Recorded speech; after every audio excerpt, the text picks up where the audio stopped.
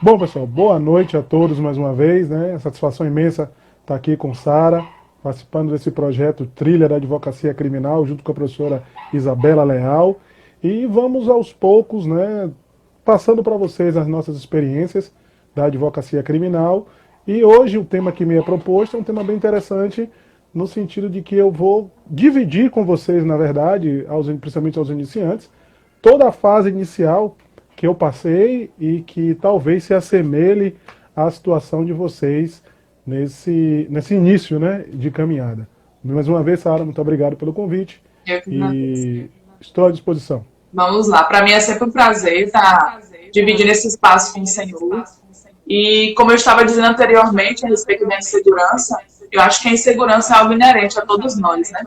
Eu só acho que a gente não pode deixar que ela tome conta a ponto que isso venha nos prejudicar na nossa profissão e também na vida pessoal. E aí, dentro disso, professor, eu, como jovem advogada, não vou mentir, já senti insegurança em alguns momentos. É normal, sempre que há algo novo, a gente sente aquela coisinha. E aí, eu queria saber do senhor, como que foi o seu início de carreira? O senhor já passou por isso? O senhor atravessou algum momento difícil que isso veio até destravar em algum momento? Espero aí o seu depoimento. E é isso, vamos lá. Como é que foi o seu início de carreira? Bom, Sara, o meu início de carreira, como todo início, né? Primeiro passo a insegurança traz, porque a advocacia, você ouve direto dizendo que a advocacia você não se emprega. E o seu maior temor, né? A sua maior, um salve à professora Bela que acabou de entrar. O seu maior temor, a sua maior insegurança é como começar, como os clientes vão aparecer. Eu sempre brinco que eu me lembro da minha primeira delegacia, mas não lembro da última. Aí se você perguntar como assim, eu lembro como a primeira chegou, mas eu não sei como a última chegou, porque a corrente começou a girar, né? E a partir daí foi que aconteceu a mudança. Pois bem, o que aconteceu? Eu passei por alguns apertos, né, alguns perrengues, justamente por não ter parentes.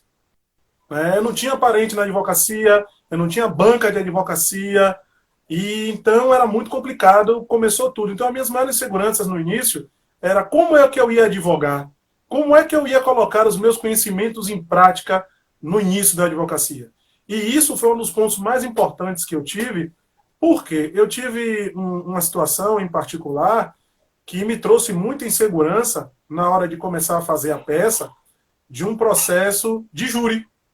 Hum? Então, como fazer um júri logo inicialmente? Como passar por essa experiência do júri? Como ficar submetido ao plenário? Então, a insegurança do júri foi muito grande. Só que o que foi que eu fiz para vencer essa insegurança, Sara e demais amigos? Eu estudei, e sempre que possível, eu não sei se vocês já fizeram isso alguma vez, mas se não fizeram, faça, ou me pergunte, eu busquei estudar, mas eu sempre tive um professor que eu sempre perguntei a ele mais ou menos. Porque, Sara, é um pouco diferente você perguntar uma dúvida real ou um direcionamento do que você querer que ele te ensine a fazer, mesmo depois de formado. São coisas distintas. E no meu caso, eu tive a dificuldade inicial, estudante, como desde estudante que eu vinha praticando, só uma informação aqui, ao vivo e a cores, não façam isso, para quem não for estudante, eu comecei a advogar no sexto semestre. Sexto semestre. Meu Deus. Eu posso provar que eu tenho habeas corpus impetrados no sexto semestre. Meu primeiro habeas corpus impetrado no TRF. Eu era nono semestre, no TRF. Eu era nono semestre. Eu tenho decisões que eu não era nem formado ainda, eu fiz artes, mas na época era outra. Tá? Não É. aconselho ninguém a fazer isso mais. É. Não aconselho. Mas, basicamente, eu fiz isso. E isso me deu uma cancha grande. Mas eu tive muita dificuldade. Então eu tinha sempre um professor que eu perguntava a ele, professor, o caminho é esse? E sim, Sara, acredite, até hoje tem processos que se eu tiver uma grande dúvida, eu ligo para esse meu professor. Não. Digo, professor, vem cá, eu estou fazendo isso, isso e isso. Tá certo, o caminho é esse? Ele faz, ó, seu Cristiano, tem esse e esse. Eu aí posso decidir como professor ou faço do meu jeito. Mas a insegurança, ela, às vezes, a depender do caso, assola todos nós. Sim. Independente do tempo de formado, independente de tudo, pode ser uma coisa completamente diferente e você ser surpreendido por isso. Então, a minha maior dificuldade, minha maior insegurança foi em relação ao Tribunal do Júri, que foi o primeiro de todos, assim, que eu tive que atuar de verdade, como proceder, o que falar, como se comportar. E deu certo, mas foi todo um trâmite extremamente complexo para a Ah, minha vida, foi a questão do júri. entendi. É muito reconfortante ouvir isso do senhor. Senhor que aí é referência e a gente às vezes fica, como o senhor disse, a melhor, acho que creio que a melhor via realmente é estudando. Eu sempre faço isso, sempre que me ocorre alguma nova situação, eu procuro estudar, pesquisar, e aí quando nas pesquisas eu ainda continuo com aquela ponta de dúvida, aí eu pergunto realmente aos professores que eu tenho mais aproximação. Hoje mesmo eu tirei uma dúvida com Belinha a respeito de um caso que apareceu.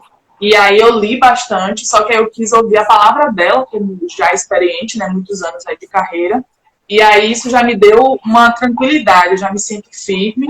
E aí com isso eu vou longe. Acho que estudar é sempre a melhor via, né, para todos nós. E aí dentro disso, alguns colegas perguntaram exatamente isso: como lidar com essa insegurança e a timidez. Timidez é algo que também algumas pessoas sofrem disso, né? Tem pessoas que chegam a paralisar de tão tímidas que são. Já tive colegas assim. E aí a gente queria saber do seu, como lidar com a timidez, como vencer nessa barreira da timidez. Bom, eu me sinto bem à vontade a falar sobre timidez, porque não parece, mas eu sou extremamente tímido. Sério? Extremamente tímido. Eu geralmente falo isso com as pessoas não acreditam quando me veem nas palestras, me veem aqui à frente das câmeras com vocês, fazendo lives, conversando fiado, frente de OAB, dando aula, mas eu sou extremamente tímido, Sara e amigos. Agora, eu posso falar, o Cristiano, o que é que você faz? O que é que você se preocupa em fazer para vencer a sua timidez? Sabe qual é o meu segredo? Estudar muito. Porque o tímido, ele só vai abrir a boca quando realmente ele tiver certeza do que ele está falando. O tímido, ele só vai ter coragem de olhar nos olhos quando ele ganha a segurança necessária para tal. Então, a minha timidez, o meu medo, foi justamente esse. Foi de chegar no lugar e a minha vergonha me travar. Mas no momento que você está seguro no seu conhecimento, seguro no que você sabe, não deixou arestas para nada, poxa, você vai embora. Eu, antes de dar aula, a depender do assunto, antes de palestrar, eu reviso, gente. Então, Sara, o que eu digo sempre aos alunos, e digo sempre aí afora onde eu vou, não é, você não tem como, há 5 anos de faculdade, formar e não estudar. Não tem como vocês não fazerem revisões sistemáticas dos assuntos. Não tem como, gente. Precisa disso. Você precisa olhar o Código Penal, o Código de Processo Penal. Sara, eu digo todo dia, todo tempo. Vem cá, Cristiano, você praticamente sabe o código de cabeça? Sei. Mas não me impede nada de abrir o código. Só que eu abro um toque. Eu não compro nem vadimeco. Eu abro pelo Planalto. Todo o código que eu quero, eu entro na internet, no Google, jogo lá no Planalto. Porque se não tiver no Planalto, não está atualizado. Não está atualizado. Então eu vou, olho o artigo de lei, leio, procuro saber se tem algum artigo, algum autor que escreveu, alguma coisa que mudou, faço comparativos. Então, assim, para você vencer a sua timidez e ganhar segurança, ao contrário, você tem que estar seguro. O caminho é você estar seguro e aí você passa a segurança necessária. A insegurança vem muitas vezes, Sara, da dúvida. Será que está certo? Será que não está? Será que eu sei fazer? Será que eu não sei fazer? Mas você só vai vencer isso no momento que você internalizar o conhecimento. Exemplo, uma das dúvidas mais cruéis, uma das vergonhas mais cruéis que nós temos é a audiência de instrução e julgamento, sabe? O que é que eu posso fazer na audiência? Está no código. Está no código. Artigo 400 está lá. O que você pode fazer, como faz, qual é a sequência? Ninguém precisa te ensinar isso. Basta que você veja a legislação e vá seguro quais são as perguntas, definir temas. Então, para vencer a timidez, de tímido para tímidos, é só estudar e ficar seguro. Ainda está inseguro? Liga para um amigo, liga para um brother, pede a um professor. Professor, dá para você me atender um pouquinho? Assim, ó, Sara, para você entender agora, jogo rápido, pessoal. Eu estou fazendo a mentoria de um aluno meu que está com um escritório já formado, bacana o escritório dele no interior, pegou um caso criminal, ele não é especialista, mas tem uma estudante, uma advogada da equipe dele, que é criminalista. Ele fez, ó, peraí, antes de você dar entrada nas coisas, deixa eu mandar para Cristiano. Aí mandou para mim, eu estou fazendo uma mentoria. Ó, o caminho é esse. E sempre tomando cuidado, eu sempre digo o seguinte, se me pergunta, o aluno ou o advogado me pergunta uma coisa, eu digo, são sugestões. Porque somos todos colegas. A diferença é que eu caminhei um pouco mais. Mas eu nunca digo faça, eu sugiro. Eu pontuo, ó, caminho é esse, mude isso aqui. Eu geralmente não digo nada de escrita, que escrita é particular, a não ser que tenha uma coisa muito grave. Mas para você vencer a timidez, Sara, o ideal é estar seguro do que você vai ter que fazer, seguro do que você vai falar. Não trate o processo como uma prova. Não trate nenhum cliente, nenhum processo como uma prova, aquela prova que a gente estudou um dia antes e foi para lá fazer. Esperando, olhando para o céu, para ver se caía alguma coisa divina, ou olhava para o lado e alguém ensinava. Porque você vai estar sozinho nessa hora. Não dá tempo de acessar o celular. Não dá tempo de ir na coordenação reclamar porque o professor botou uma questão difícil que você não deu tempo para você ver. Então você vai estar só. Então não traga para a sua vida profissional os seus vícios de estudante. Vícios de estudante. Não traga. Não estudar cola. o processo de um dia para o outro, é aí que gera muito mais insegurança. Pegou o processo, vem estudando, você vai ter que fazer isso. No início é assim. Cristiano, você estuda muito o processo? A depender do processo, eu sempre para estudar. A depender, eu já tenho tudo na cabeça. Eu posso hoje fazer uma audiência, Sara, se você me chamar em menos de 30 minutos. Eu pego o processo e tenho condições de olhar, depender da matéria. Mas você, iniciante, não faça. Não faça. Porque a tendência de você se dar de mal, de criar um problema para o cliente, e não esqueça, direito penal, você atinge a liberdade da pessoa e dá problema. Tá? Então fica a dica. Só é você estudar para ter a segurança necessária para poder fazer. Exatamente. Uma coisa também, professor, que eu sempre fiz, antes dessa loucura toda aí da pandemia, eu sempre marcava com alguns amigos de ir assistir audiências de diversas áreas. Porque aí a gente poderia estar ali vendo como o juiz se porta, como advogados experientes se portam. Você acha que isso também é uma boa via para que, aos poucos, a gente já vá se adaptando ali como são os trâmites, né? Tanto na justiça do trabalho, justiça criminal. Eu ia para tudo quanto é audiência para estar conhecendo e me habituando. Você acha que isso é uma boa opção também? Olha, assim, cada um tem uma metodologia de entendimento para chegar a uma conclusão. A aplicação de... Eu digo sempre que receita de bolo sola, então receita de bolo não é nada certo. Eu e você fazemos o bolo, o gosto pode sair completamente diferente. Um sola, o outro não sola. Mas assim, para quem nunca estagiou, para quem nunca teve a vivência, para quem nunca viu, o assistir à audiência talvez seja um ponto importante. Porque vai ver mais ou menos o baile. Eu brinco sempre que é um baile, é um jogo. Como é que faz? Como é que pergunta? Agora você tem que dar sorte de estarem pessoas preparadas. Então, se você pegar tragédias, você vai aprender a tragédia.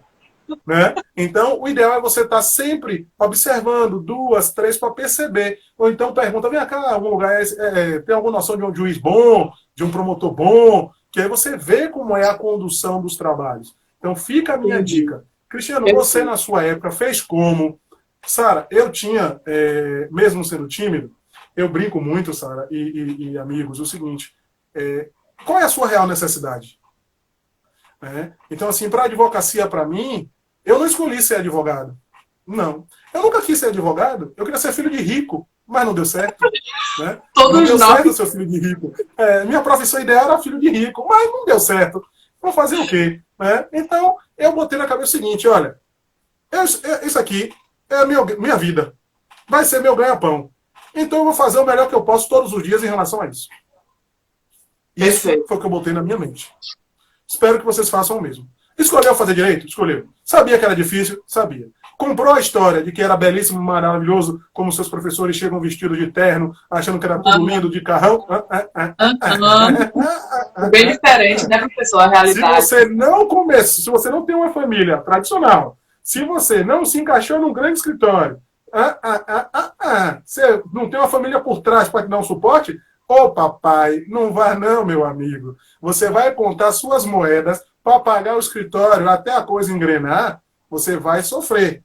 Mas como é que você vai sofrer? Estudando. É cair de pé. É cair de pé. Então, a questão do estudo, da sua forma, como você vai chegar a algum lugar, é importante entender a sua metodologia. Assistir a audiência é bacana, Conversar com pessoas experientes é bacana, mais ainda. Tá? E sempre observar. Quem está iniciante, observação, muito mais que falar. 2 olhos e apenas uma boca. Veja mais, escute mais e fale menos. Advogado bom fala pouco. Eu sempre digo isso. Perfeito, perfeito, adorei. Professor, e foi bom você falar em relação ao escritório, porque muitos colegas de cara acabam montando escritório. Às vezes aquele que tem um pouco mais de condição junta com aquele que tem um intelecto mais forte, mais técnico, e aí acaba juntando e abrindo escritório.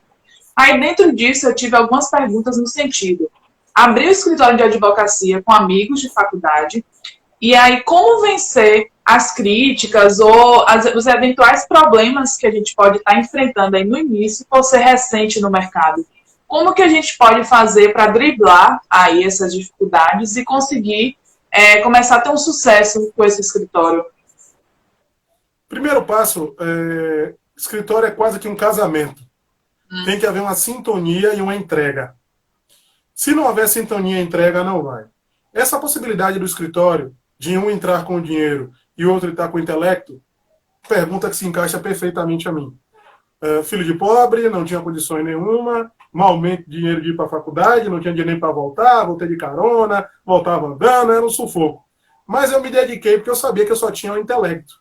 Ou seja, eu sabia que o que eu tinha para oferecer era um material intelectual. Então, os primeiros escritórios que eu montei, todos foram nessa parceria. Eu era o operacional. Eu que ia para fórum na época, eu que ia para a delegacia, eu que subia, eu que descia, e eu que fazia as peças. Já os outros, eles entravam com o capital, então para eles era mais fácil. Né? Mas sempre dentro de uma harmonia. Sara, um dos grandes problemas do escritório para você vencer, eu vou dizer para vocês, é a repartição financeira. Como é que vocês vão resolver isso? Quem leva os clientes ganha mais? Vão ganhar todos iguais? Como é que ficam as despesas? Vão fazer um fundo para os clientes pagarem os honorários? R$10.000. De cada 10%, 1.000 já vai para o fundo do escritório para pagar as despesas. Então, Sara, o sucesso de um novo escritório depende, primeiramente, da organização das pessoas que vão compor esse escritório. E, segundo, como é que você vai vencer a insegurança do mercado? Primeiro passo, um toque importantíssimo, aí vai macete. Para que você quer ficar ostentando o número da sua OAB? Se ela é 60 mil, 50 mil, quase 70 mil, meu amigo. Para que você quer ostentar o número desta OAB neste cartão de visita? Me diga. Para que você quer fazer isso? Guarde, todo mundo sabe que você é advogado, o número em pouco importa. Sabe por quê? Porque realmente, na advocacia, o número da ordem é importante. Fui fazer uma delegacia na segunda-feira, o delegado sentado, eu estava com mais 2 colegas, e a pessoa sendo ouvida, o réu. O delegado pegou meu AB, olhou para mim e fez: doutor, o senhor tem cara de novo, mas já tem uma estrada. O tratamento é completamente diferente. Então, as pessoas relacionadas ao feito, elas vão saber o número da sua ordem. Seus clientes não precisam saber que você tem 3 meses de formado, 2 meses de formado, 1 ano de formado. Tire a OAB do cartão. Você não é advogado? Então, primeira dica, macete importante é: tire a OAB do cartão para você não ser surpreendido com o seu número lá, 60 mil, 50 mil. A galera formou agora, é menino novo, não tem experiência. Então, calma, o seu número de OAB daqui a 10, 12 anos será um número de OAB respeitável, aspas, de tempo. Então, toma cuidado com isso. Segundo, a sua segurança em falar com o cliente te garante. Porque eu, graças a Deus, não tive nenhum problema de perder clientes no início de carreira. Porque eu sempre fui e sempre falei o que eu sabia. Tá? Sempre tomei o cuidado de falar o que eu sabia. Nunca resolvi falar demais, nem prometer o que eu não podia cumprir. Então, o primeiro passo é: monte sua sociedade, deixe tudo às claras, principalmente a repartição financeira. Isso aqui é o mais importante. Como vai se dar a repartição financeira?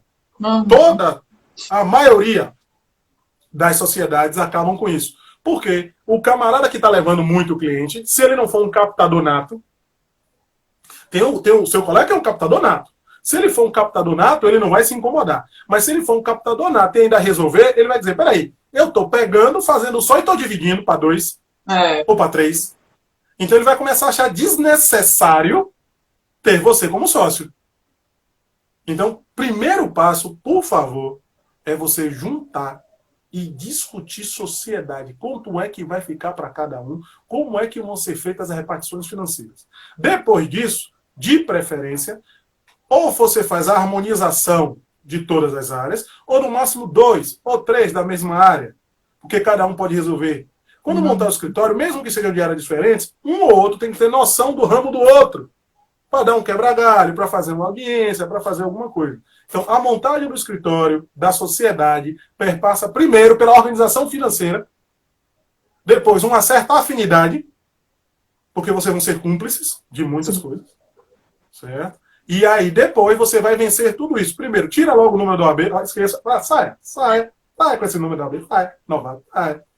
Tá? Porque no meu cartão inicial nunca teve o número do meu AB. Eu vou tirar o meu. É pra quê? Olha, eu formei em 2007. O número é 24986. 24986, a gente há 12 anos atrás era novato. Hoje é antiga, mas era novato. Eu nunca botei. Vem cá, quem tem que saber o número da minha B, quem é? A petição do fórum. Quando eu sou apresentado em algum lugar. Mas o meu cliente quer saber pra quê? Vai mudar em quê pra ele? Tem cliente que é esperto que vai pesquisar, né? Não é, rapaz. Quando o Diogo ela não pega. Gente, ó, hoje em dia, qual é a pessoa que não tem acesso à informação de advogado? Realmente. Então, hoje, na minha época, Sara, era mais fácil, porque era Saipro. Não saía nada de andamento, só mover o processo. Você podia falar o que você quisesse. Hoje em dia, qualquer pessoa vai lá, clica, pede a um professor, todo mundo conhece hoje um estudante de direito, que conhece um professor, que consulta um processo. Sim. Certo? Então vocês precisam ter essa noção básica. Tira o número da ordem, tá? Bota a cabeça no lugar, estrutura com os colegas, vê quem é o que pode, se tem um que vai segurar mais a onda num momento difícil. Repartição financeira, primeiro ponto importante. Lealdade, não quebre seu colega, receba o dinheiro e diga que não recebeu, não faça isso. Tá? E aí você vai conseguir os clientes e conseguir montar seu escritório. Tira, agora sempre isso, tira o número da ordem. Perfeito. Vou fazer isso, porque no meu cartão eu coloquei para colocar o número da ordem, mas já vou tirar. Pra quê? Perfeito. Pra quê? É verdade. Professor, e assim, agora, lembrando, gente, que eu gostaria de fazer esse adendo, porque a maioria de nós, na minha situação, eu não tenho nenhum advogado na família, eu estou galgando aí sozinha, né, a minha carreira, não tenho condição de abrir escritório nesse momento. Então, lembrando a vocês que não necessariamente vocês precisam de abrir um escritório para advogar, não é, professor? Principalmente hoje em dia, que temos aí diversas vias, tem as salas da OAB, você pode também, tem alguns colegas que têm escritórios, a gente até tratou disso na live passada, eu e a professora Isabela, mas é bom sempre frisar, porque às vezes a gente fica com aquele estigma de que para ter sucesso eu preciso de ter um escritório, só que não necessariamente. Inicialmente, se você não tem condição, não se aflinja, que hoje em dia existem muitas formas a gente estar conseguindo lidar com essa situação. Seria uma dica. Inclusive, tem os escritórios virtuais, que você paga um valor mensal. Tá? Eu comecei no início, eu montei o escritório, meu escritório foi montado na loja de um amigo que tinha uma associação de motos, né? E a gente montou junto. Depois a gente se picou, foi para uma cidade do interior e montou um escritório em cima da loja de bicicleta da irmã dele. Tá dizendo que foi fácil? Foi. Tá louco na cabeça? A irmã dele pagou aluguel pra gente. Não foi nenhuma nem duas vezes, não, que o bicho pegou. Certo? Depois eu tive uma sala já em Salvador, num lugar bacana, e aí eu comecei a muito dar aula, envolvi com mestrado, doutorado, eu digo, baixa as portas, que eu estou me dedicando à área acadêmica, só fazia um pouquinho. Aí voltei a advogar pesado de novo, monta a sala de novo, monta toda essa estrutura. Eu estou imaginando, Sara, basicamente, os iniciantes que montaram a sala na pandemia. Deve estar, velho, par de espírito e encerre o contrato. Se for o caso, encerre o contrato. Veja a cláusula. Porque você vai ficar pagando sem usar. Você não sabe como é que vai ficar daqui a 3, 4 meses. Olha, eu estou falando para vocês isso. Pense direitinho na viabilidade de encerrar. Depois você contrata de novo outra sala. Vai manter o pouco que você tem, gastando, investindo numa sala que você não vai usar? Pondere, mas realmente a sala hoje, até para vocês que são mais novos, já tem essa estrutura de UB, né? Tem o UB Salvador, tem isso, tem aquilo. Eu sou das antigas, né? A gente ainda é um pouquinho mais antigo, né? Nessa estrutura arcaica de escritório, não me importa, não sei o quê e tal. Mas vocês são mais novos, então vocês estão na outra fase. Os clientes de vocês também são da nova geração, né? Estão dessa situação aqui. O professor Rubem, nosso amigo aqui, falando do custo, né? Bem alto, né? Você tem que colocar. E os honorários, às vezes você cobra honorários altos porque advogado, Sara, para vocês que estão conversando da insegurança, tem que entender uma coisa, ó. Você não recebe salário mensal. Então, às vezes, na causa, você bota seu terno, seu alimento, seu combustível, sua sala, sua luz de casa, seu pirão. Você faz tanta coisa com o honorário que se você for botar num processo só, você vai cobrar quase 10, 15, 20, 30 mil por causa.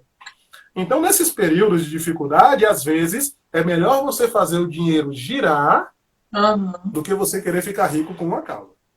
Perfeito. Certo? Então, estruturem isso direitinho quando vocês forem montar o escritório, né? Com a questão do escritório virtual, né? E fica bem cuidado com isso. Aos poucos, né? Caminhando chega lá. Como eu estou dizendo a você, eu passei várias dificuldades para montar escritório. Eu não montei um escritório, não, Sara. Olha, rapidamente, me dê um tempinho, ó. Eu lembro que eu montei um no 6º escritório, semestre, na Rua do Ouro, na Avenida 7. Deu ruim. Deu ruim. Depois a gente montou um em Brotas. Deu ruim também. Depois montou um em São Cristóvão. Deu ruim também. Foi para Camaçari. Deu ruim em Camaçari. Depois montamos em Dias d'Ávila, ficou. Depois montamos outro aqui na Saúde, ficamos com 2. Depois mudamos para outros prédios e tal. Mas foram no mínimo para coisa, assim, bater certo e andar. Foram no mínimo 6 escritórios aí. E tudo correria. Eu montei um escritório na casa de um amigo, que era a frente de rua. A gente isolou a frente da casa dele. Ele começou a morar só no fundo. E o quarto da frente a gente abriu como se fosse um escritório. Não pagava aluguel. A gente só pagava a luz e a internet. Entendeu? Então, assim, eu tô falando o que eu passei, Sara. Tá? Tem pessoas que começam em um patamar maior, que podem montar a sala e tal. Então, eu tô falando o que eu passei. Certo? Formei com a roupa do corpo e só isso aqui, ó, a mente. E como eu disse a você no início, o curso de Direito, para mim, cada vez que eu fui para a sala, foi um prato de comida. Sangue no olho. Um prato de comida. Toda vez que eu fui para a faculdade, aquilo ali para mim era um prato de comida para quem estava com fome. Então, isso eu deixo para vocês. Perfeito. Quer mesmo, vença isso como um prato de comida, para quem tem fome. Foi assim que eu levei o curso a sério, porque eu também dei uma mangueada no curso, eu não sou obrigado. Né? Mas depois, porque eu perdi pena 1, só um detalhe, eu perdi pena 1, só um detalhe, tá? Eu fui reprovado em pena 1. Meu Deus! Imagine. Mas vamos lá, professor. Dentro disso, recebi a pergunta de uma civilista. Ela se disse... ela disse o seguinte, ela se formou, sempre amou direito civil, a área da vida dela. Contudo, se formou e só estão aparecendo casos de direito penal para ela. E dentro disso... ruim, né? E dentro disso, por ela não ter afinidade com o direito penal, ela está se sentindo insegura.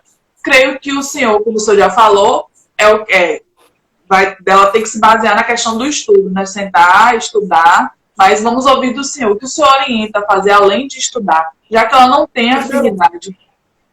Primeiro passo, minha amiga. Como sua área de atuação, de paixão é o direito civil, eu sempre brinco que no início da advocacia, não, principalmente filho de pobre, eu não sei qual é a sua realidade, não se tem área, se tem a causa. Porque é igual a uma brisa gostosa, cliente no início. Passa uma vez e você não sabe quando vai passar de novo. Né? Então, você não tem como escolher, né, o que você vai fazer no início, não. Não tem. Ou pega ou então, pega. O que você faz? O que é que você faz? Essa brisa gostosa, minha irmã, em tempo de pandemia, use a máscara. Mas veja bem, o que acontece é o seguinte, ó, chama uma pessoa, chama um amigo que gosta de penal, Divide com ele. Você vai perder em quê? Existe sempre um detalhe que eu falo, Sara, sempre o seguinte: eu quero ganhar 50% de 100, mas não quero ganhar 100% de nada. Então, minha amiga, se você pode ganhar 50% desse dinheiro, você faz as parcerias necessárias para não perder os clientes. Então, se faz parcerias, vamos supor, eu posso não saber tributário, mas eu vou perder um cliente tributário? Não, chama um colega meu, parceiro, você que conhece tributário, vem cá. Eu sempre brinco nas aulas, Sara, principalmente de prática penal, que eu digo que o baiano tem uma coisa interessante, que ele fala assim, ó, é bom pra gente. Bom pra gente. O que é bom pra gente? Pra gente. O que é bom pra gente? Você faz tudo e eu levo 50% sem fazer nada. Não é verdade? Você faz tudo, leva 50%. E eu, que não faço nada, levo 50%. Isso é bom pra gente, né? É bom pra gente. Mas aí, brincadeiras à parte, você prefere, Sara, hoje ficar ganhando 100% de nada ou 50% de 10 mil? 50%. Eu tenho trabalhado muito com parcerias, inclusive, levando bem para esse sentido. É isso. Então, a sua amiga aí de direito civil está resolvido o problema para ela e ela tem duas situações. A parceria boa para a gente, na qual o camarada vai levar os 50% trabalhando e ela os 50% pela indicação, ou ela faz a parceria na qual ela acompanha e vai desenvolver o conhecimento técnico necessário para depois ela fazer sozinha e aí passar a ficar 100%, né, com todos os honorários. Então essa é a minha dica para ela, não deixa passar, essa brisa gostosa não passa toda hora e faça essa ponderação das parcerias, que é muito importante para o desenvolvimento. Depois de um tempo, vamos supor, eu fiz uma parceria eleitoral uma vez, antes de eu descobrir que sabia eleitoral, eu não sabia que sabia, eu vim descobrir depois, eu tinha um advogado, ainda meu parceiro hoje eleitoral. Eu faço eleitoral normalmente, com parceria, certo? E eu desenvolvo, hoje em dia, eu desenvolvo hoje eleitoral sem muitas dificuldades, mas comecei nesse sistema. Começou a surgir, comecei a estudar, mas mesmo assim, a depender da situação, ainda eu chamo o amigo para ele fazer comigo, pra gente, um negócio bom pra gente, né? E aí ele me ajuda, mas é basicamente isso aí para nossa amiga civilista. Pronto.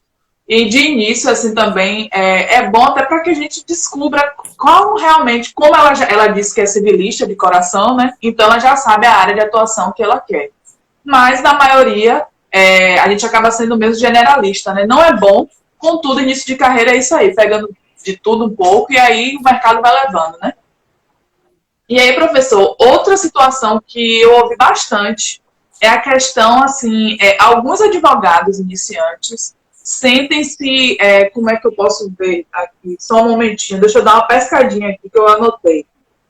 Vamos lá, pronto. Sentem-se inferiores, naquele sentido de que, por ser iniciante, não ter experiência, e aí diante de advogados que já têm uma carreira sólida, advogados que já têm uma vida, né, na advocacia, esses jovens advogados sentem-se inferiores. Como é que o senhor orienta que a gente consiga lidar com isso, com essa situação de inferioridade? Eu, particularmente, nunca senti isso, mas tem quem sinta.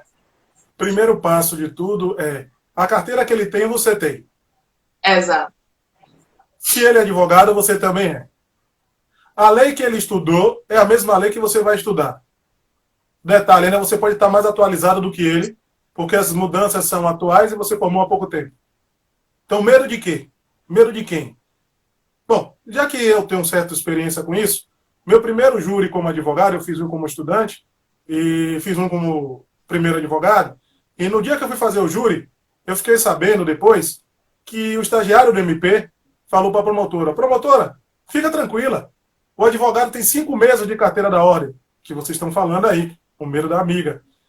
E aí eu, com 5 meses de carteira da ordem, fui e ganhei um processo, no qual tinham 5 réus, 3 advogados experientes perderam, e o meu, dos 5 meses de formado, com a carteirinha na mão, fui e ganhei. Esse júri é até hoje conhecido lá no Rui Barbosa, na vara do júri. Até hoje eu sou reconhecido por esse júri, e já fazem mais de 10 anos. E eu tinha 5 meses de formado. Então, de novo, medo dele, a promotora já tinha mais de 15 anos de júri, eu tinha feito um e fiz o outro. Foi o que eu fiz. de novo, parece ser, Sara, perdoa também para quem está assistindo, uma caixinha de ressonância, de repetição. Sabe quanto tempo eu estudei para o júri? 8 dias. Peguei o processo, li, reli, li, reli, li, reli. Fica um toque para vocês também aqui. Assim, eu sou professor há muito tempo já, Sara, e posso dizer isso. Me surpreende, às vezes, vocês no estudo de faculdade, de processo, que vocês não fazem anotações em papel, ou não fazem anotação no notebook. Gente, você tem que pegar o processo e anotar os pontos principais.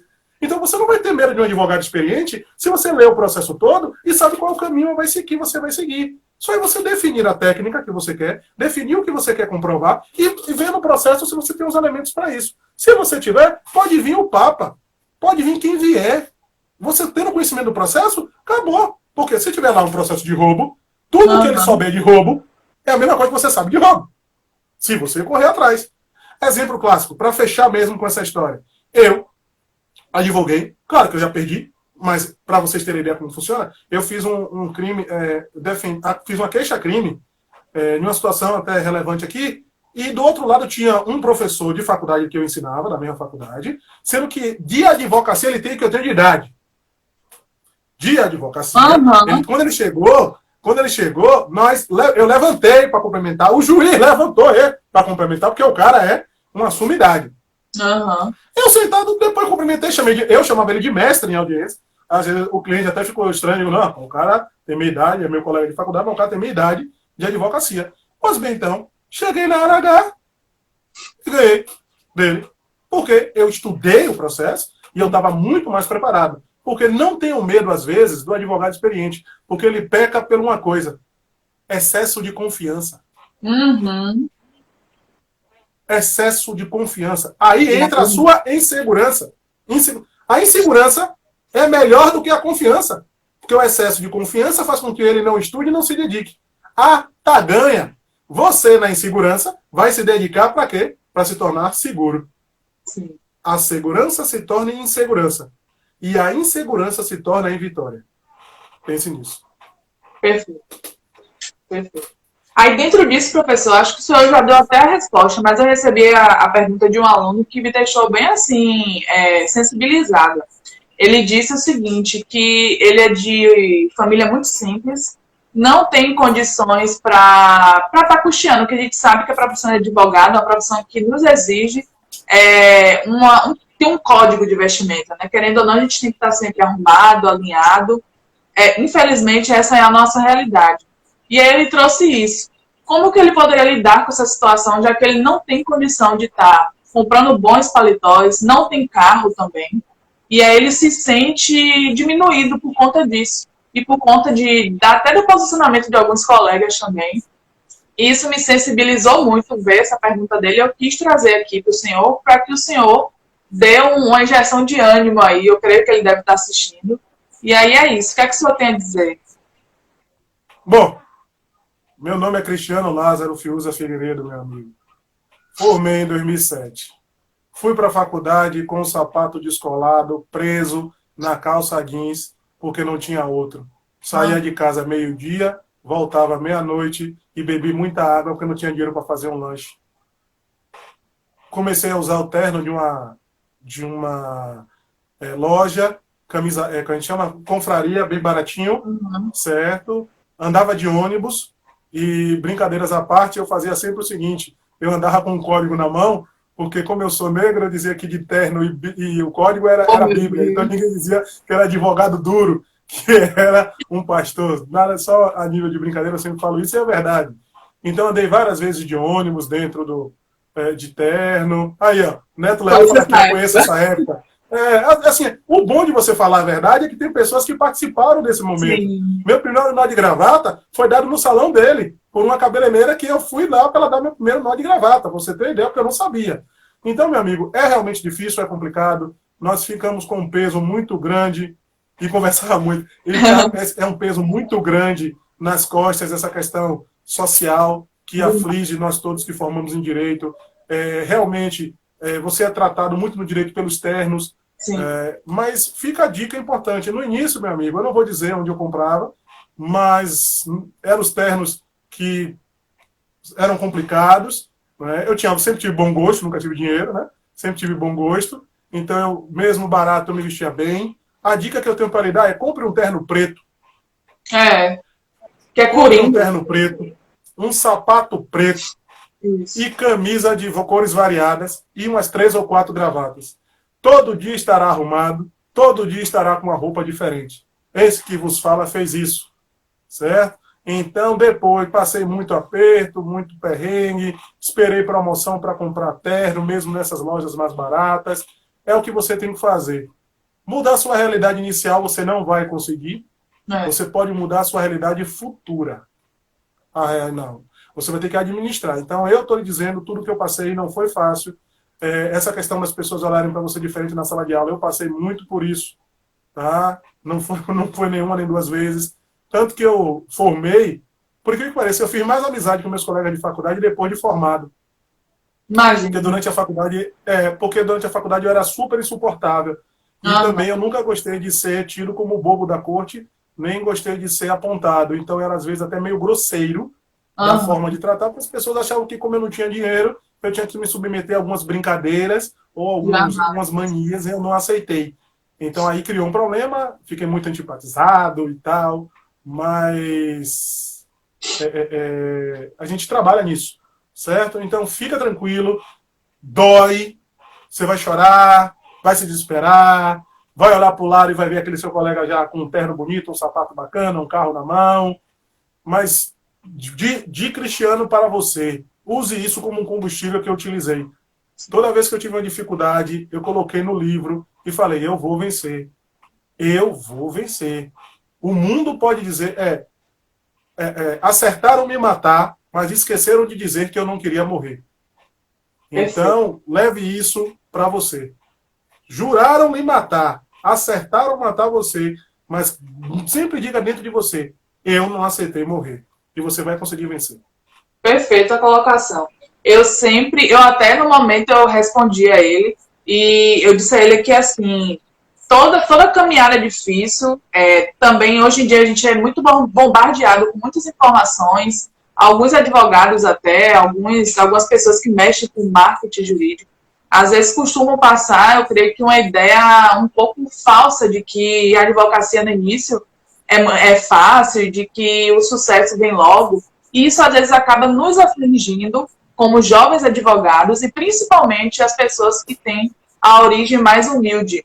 Muitas vezes isso afeta até o psicológico mesmo da gente, porque a gente fica naquela, meu Deus, só eu que não consegui, só que eu sempre digo, calma, um passo de cada vez, eu tenho isso comigo, eu também não sou de família rica, mas eu busco sempre mostrar o meu melhor, mostrar o meu potencial e jamais baixar a cabeça, né, professor? Sempre tratar de igual para igual, respeitando a história de cada um, mas jamais você deve se sentir diminuído porque das opiniões alheias ou que as pessoas falam de você, enfim. Eu sempre fui assim. E nesse sentido, professor, eu vou partir para um outro tipo de pergunta. Uma aluna perguntando a respeito de cursos de oratória. Se fazer cursos de oratória seria uma boa via para estar vencendo essa insegurança. O curso de oratória vai ensinar você a fazer algumas ponderações importantes acerca do tom de voz e como se comportar. Sara, de novo, sendo redundante mais uma vez, me permitam mais uma vez ser redundante. Eu só falo do que eu sei. Com certeza. Para eu falar bem, eu só falo do que eu sei. Se mandarem eu falar de uma área de direito que eu não tenho conhecimento, por mais engraçadinho que eu seja, todo mundo vai sentir que está um saco vazio ou uma carroça fazendo barulho. Então, o curso de oratória vai te dar algumas técnicas de falar, mas o conteúdo ele não vai te ensinar. O conteúdo vai continuar sendo seu. Todo curso, todo aprimoramento, ele é bem válido. Ele é bem válido o aprimoramento. Mas, nos casos de advogado, sempre tenha a consciência que você pode tomar milhares de cursos. Sem o conteúdo, você não vai caminhar. Tem gente, Cristiano, que vai fazer sucesso sem estudar? Vai. Sim. Vai, sim. Vai. Ninguém está dizendo que todo mundo... Porque senão parece um estelionato, né? Eu vendo que se você estudar, você vai estudar de bem, você estuda e não se dá. Parece estelionato, né? Mas é verdade. Porque assim, vocês, a maioria, que não tem um berço esplêndido, só tem isso. Ou estuda... Sim. Ou estuda. Ou não vai.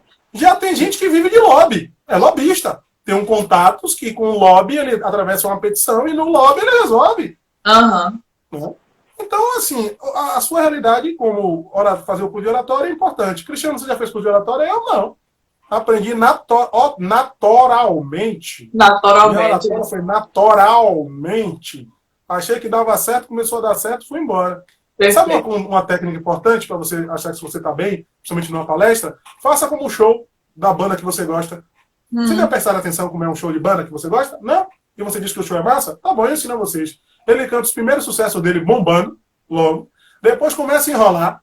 No meio canta sucesso dele e dos outros. Depois, de novo, cai, fica uma porcaria. E no final ele volta a cantar as músicas do início e do meio. E no final você diz que é o melhor show do mundo. É a mesma coisa a palestra. Você dá o ban, cai, dá um ban no meio. No final você faz tudo de novo. Pronto, oratória. Tchau pra você. Dá, depois dou o número na minha conta e você me dá uma. Entendi. Perfeito. Professor, para finalizar, uma pergunta que eu achei um pouco polêmica, mas eu resolvi trazer aqui. Existem alguns colegas que têm um traço que tem de ego muito forte, pessoas que têm o ego lá em cima. Sabemos que advogados, infelizmente, sofrem desse mal, alguns advogados. Inclusive, somos conhecidos, a maioria, inclusive, somos conhecidos muito por conta disso, por conta do ego. Aí essa pessoa perguntou, pessoas que têm um ego muito forte, que sempre querem estar se autoafirmando, falando de si mesmos, isso seria um traço de insegurança? Ele estaria usando esse tipo de situação de ego, estar se autoafirmando, mas que por trás existe uma insegurança? Aí agora pode ser. Não, assim, ó, eu sempre, no início, eu vou dizer o seguinte, eu já falei várias vezes isso, eu até já publiquei, e vou dizer sempre, os alunos às vezes perguntam, professor, se o senhor for parado numa blitz, o senhor já se identificou? Não, eu desço do carro, faço o que o polícia mandar, porque é poder de polícia. E deixo para vocês o que você me perguntou no início, Sara, eu vou dizer sempre o seguinte, eu vou falar o que eu digo sempre. OAB não é passaporte para pessoas mal educadas, OAB não é passaporte para falta de educação. Então, se você tem o seu instinto de falta de educação, beleza, não bote a culpa que você é advogado, não, tá? Não bote não, certo? Então, se você tem realmente, de fato, pessoas que têm um ego muito forte, um ego muito alto, eu vou fazer uma ponderação ao contrário. Será que, na verdade, essas pessoas também não passaram por muitas privações, por muitos sofrimentos? Isso seria tão somente só, um instinto de defesa? Será que essa arrogância, na verdade, não foi muita porrada que se tomou e aí se criou uma casca pensando que todo mundo vai arrumar uma pedra? Talvez, a gente tem que analisar sempre a moeda pelos dois lados. Né? Tem pessoas que têm essa necessidade de autoafirmação o tempo todo, mas tem pessoas que, na verdade, não são tão arrogantes quanto aparentam ser. Na verdade, elas passaram por uma trajetória muito grande. Exemplo, o colega que perguntou acerca do terno e das roupas. Sim. Imagine a casca que ele não vai ter que ganhar de sofrimento para chegar em um lugar. Então, quantas vezes ele vai chegar num lugar achando que já estão criticando ele e a postura dele dura, na verdade, é uma defesa, já se preparando para a porrada que vem lá atrás. Certo? Então, a questão do ego do advogado, isso existe. Eu sempre brinco na sala de aula com os alunos e digo assim, ó, se você é estudante de direito e está ficando vaidoso, imagine quem está te ensinando a ser vaidoso. Né? Que às vezes o direito, eu quero fazer, eu vou acontecer isso. Calma. Calma. Por favor, calma. Aquele cara que tá ali, que você tá dizendo que vai fazer alguma coisa, é o cara que tá ali ensinando o que tá ali tornando vaidoso. Calma. Então imagina aquele camarada que já fechou o ciclo, se ele é vaidoso. Né? Então, o direito ele tem muito disso, e as pessoas às vezes, eu sou, calma. É normal, né? Grande Patulino, é normal, né, essa questão, mas assim, tem pessoas realmente que sofrem da doença, da idiotesia, né, da falta de educação nata, mas tem pessoas que, na verdade, aquilo é um meio de defesa, passou por muito sofrimento, passou por muito menosprezo, então ela já chega no lugar assim, ó, não vem me bater não, porque eu já tô batendo antes. Já chega armado. Já chega armado com a defesa e tal, e duro, firme, e a postura dela não é arrogância, é uma postura defensiva. E como foi que ela achou essa forma de ser defensivo sendo ofensivo?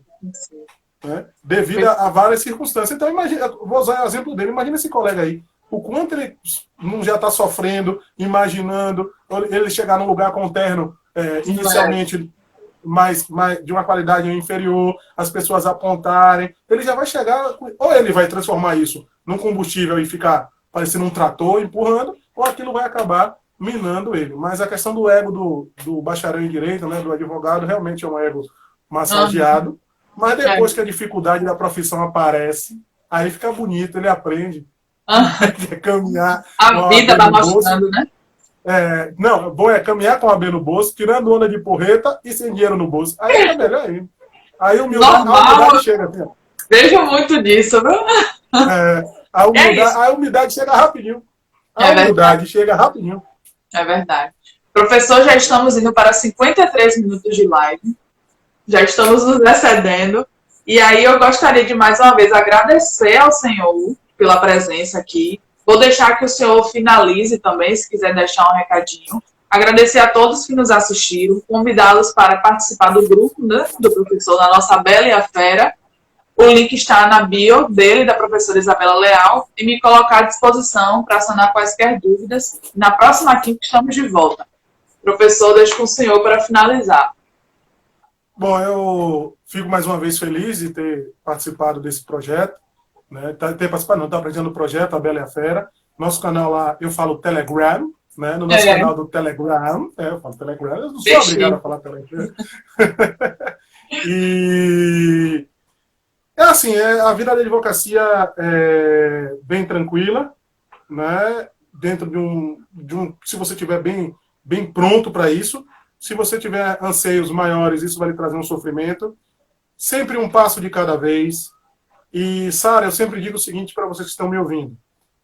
Para os que já... Qual a diferença de um inventário? Não vou usar nem penal. Qual a diferença de um inventário de um trabalhador que ganha um salário mínimo para o inventário de uma pessoa que ganha 300 mil reais? Sabe qual é a diferença? Só o valor. Porque a lei aplicada é a mesma. Por mais que dinheiro se tenha, por mais que seja, a lei vai ser a mesma. Então, hoje, para quem está começando, a depender da classe, de onde esteja, vai passar por isso. Você vai ter que ter noção do seguinte: quem são os seus clientes originários? São as pessoas que estão ao seu redor. Então, você acha que você vai pegar causas de 100, 200, 300 mil? Não vai chegar. Então, primeiro você vai ter que conquistar o seu espaço no nicho que você pertence, que aos poucos você vai ganhando e vai ampliando o seu network. Mas essa dica é mais importante ainda para vocês. As pessoas que estão ao seu redor mais próximo precisam te ver como advogado. Se ela não te ver como advogado, ela não vai te indicar cliente. Tá? O que eu digo a vocês é o que eu passei. Eu tenho amizades de verdade, são meus amigos, que nós éramos parceiros de timbalada, parceiro de filho de gangue, parceiro de carnaval, que nunca me indicaram um cliente. Por quê? Quem é Cristiano para eles? Cristiano para eles é o grande, é o cara da timbalada, é o cara que passeava, não é o advogado. Tá? Então chegou a ponto de uma vez a mãe dele estar precisando de um advogado, aí eu fui para lá buscar uma fantasia que a gente ia para uma festa, quando chegou lá a mãe fez, não sei quem, Cristiano é advogado? Ah, é mesmo! Então, não fique olhando para os clientes dos outros, os que estão lá na frente. Olhe primeiro para os seus. Se você não conquista o seu caminho, se você não conquista os seus clientes, mas você quer conquistar já em outro patamar, se nem o pessoal originário de onde você está lhe reconhece como profissional. Então, os medos iniciais perpassam pela sua mudança de postura também.